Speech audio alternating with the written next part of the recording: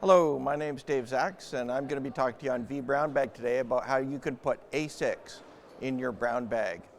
So when we think about ASICs, first thing I'll do is bring up a discussion about what is an ASIC. An ASIC is an application-specific integrated circuit. You can read the definition of it here. This definition actually comes from Wikipedia, which I define as a source of partial truth. However, it is in this case fairly accurate that this is what an ASIC is all about. As opposed to a general purpose CPU that's designed for multiple purposes, an ASIC is something that's built, a piece of silicon is built for a specific purpose, and in our case, specifically for networking. Now, when we see ASICs, we often see our executives standing up at industry events, holding up an ASIC, kind of like this ASIC here, and saying this is a fantastic example of Cisco innovation. What I want to do is show you why that's the case in this session. So as we drill forward and start talking about ASICs, I'm going to talk a little bit about how we actually develop chips or ASICs. When we think about developing a new piece of silicon like this, it might take anywhere from 18 to 24 months, up to potentially 4 or 5 years. It actually took us about 5 years to develop this particular piece of silicon that I'm holding up here. And it all starts really with understanding what are the requirements that the ASIC needs to fulfill. So when we think about all the different capabilities that we could potentially put in it, what's the state of the art that's possible, things like what are technology trends, what does the ASIC need to fulfill, you can imagine that our ASIC engineers need to be looking out into the future, doing a bit of crystal ball gazing to try to understand where the industry and what the needs of our customers are going to be a couple of years down the road, and then building silicon today to fulfill that.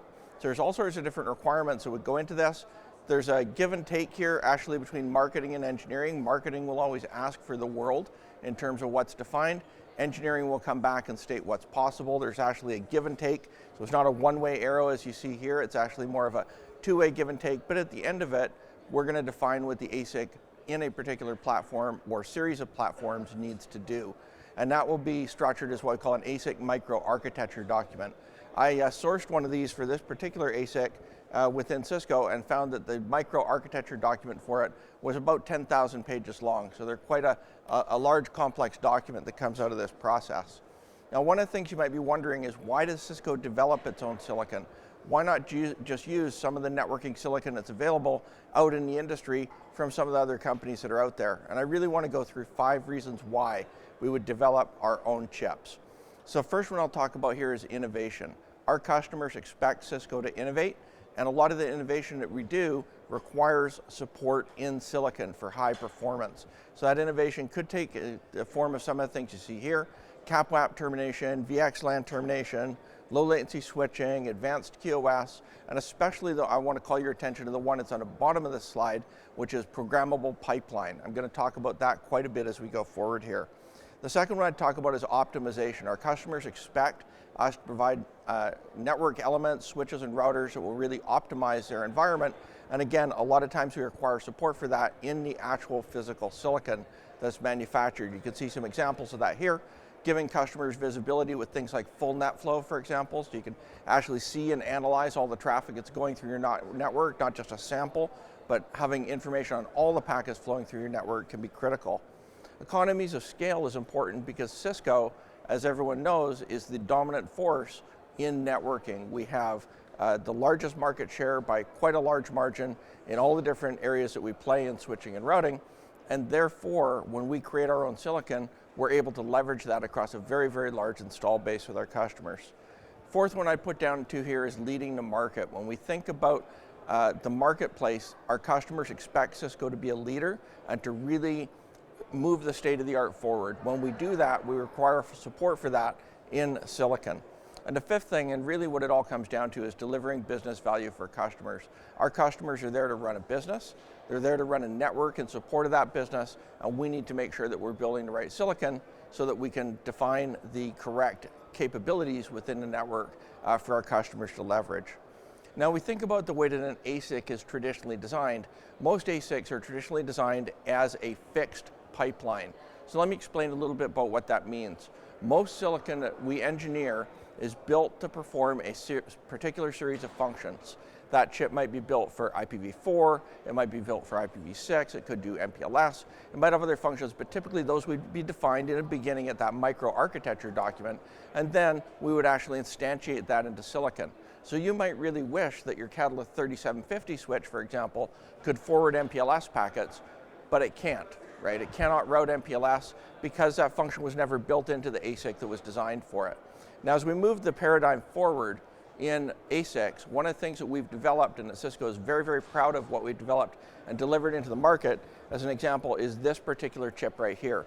This chip is called the Unified Access Data Plane. I'm going to talk about it quite a bit, and it uniquely brings the concept of flexibility or flexible programmable pipelines into the ASIC world.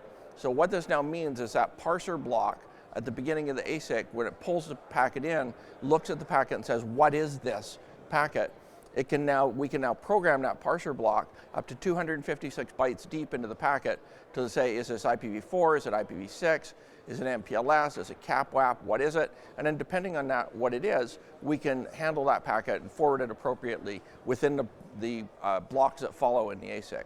So the thing that's really crucial about this is that this is programmable. This is what we call a flex parser or a flexible parser that gives us the ability to take that chip, ship it once to you in a system like, let's say, Catalyst 3850, and then give you a new iOS load that allows that chip to perform a whole different set of functions and to do it at hardware speed. That might seem like common sense, but this is unique and powerful in the networking industry. It's one of the first times it's been done.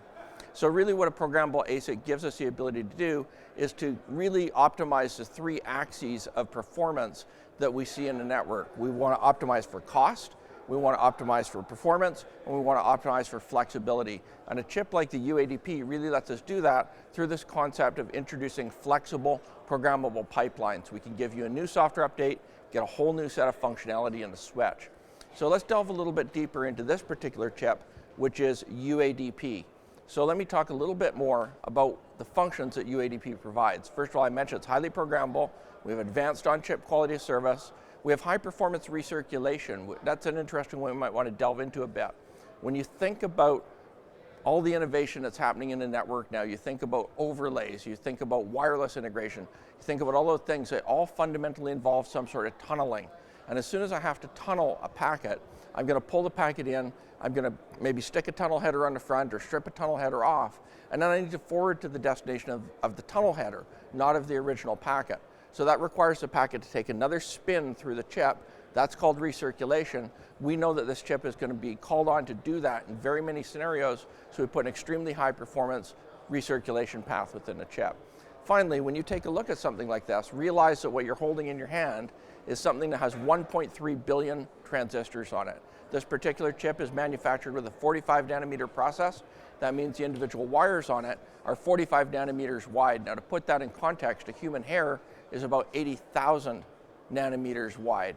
And an individual silicon atom is about 0.4 of a nanometer wide. So we're talking about building close to atomic level structures with this type of chip integration. If you don't think that's fantastic technology, then I probably don't know how to explain fantastic technology to you. So I'll talk about 5 key capabilities in this chip one.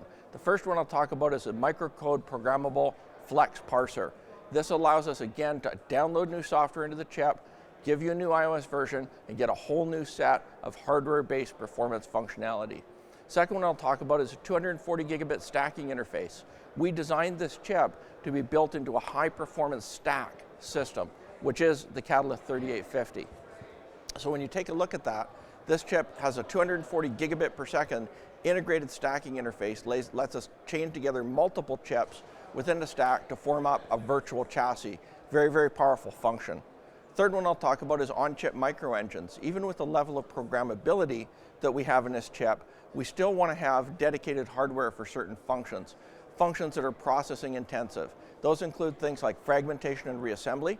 That's really important when we have tunneling, for example, going on, because if I say to you as a network engineer, tunnel, the next thing you probably think to yourself is MTU, or maximum transmission unit size. Because I'm going to pull in a 1500 byte frame, put a tunnel header on the front, send it out a 1500 byte MTU interface, I need to fragment and reassemble it.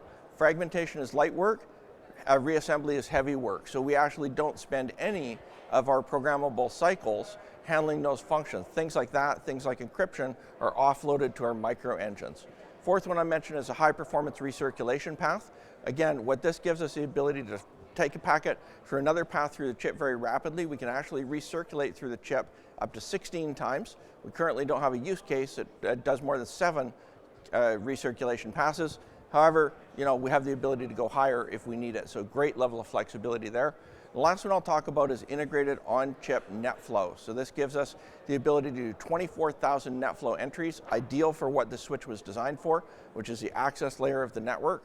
And this gives us full visibility into all the traffic. So not sampled NetFlow, this is full-on NetFlow. And tons of other features that are in here, built into the chip, some of which are productized, some of which are not, but we have great hardware capability in this chip to move forward. So at the end of the day, what does this all mean? What this means is that we've built in the U80P ASIC a fantastic example of Cisco innovation that combines flexibility and investment protection for our customers. So when you see our executives standing up on stage and holding up a chip like this and saying this is a fantastic example of Cisco innovation, that absolutely is true. And I hope this has given you a little bit more insight into why that's true for this particular piece of silicon. We use the U80P in multiple different platforms, the Catalyst 3850, 3650, Catalyst 4500 with SOUP 8E, the 5760 WLAN controller, and more to come, right? We will see the U80P used more widely in platforms going forward. Features, flexibility, scalability, performance, the U80P really is a perfect balance of those, and again, a fantastic example of Cisco innovation. And with that, I'll wrap it up and just point out that we do have a much longer session here at Cisco Live, which was recorded Cisco Enterprise ASICS. I delivered this along with my comrade Peter Jones, and Peter and I have a great session there. We delve into a lot more detail on this chip. Please review that if you're more interested.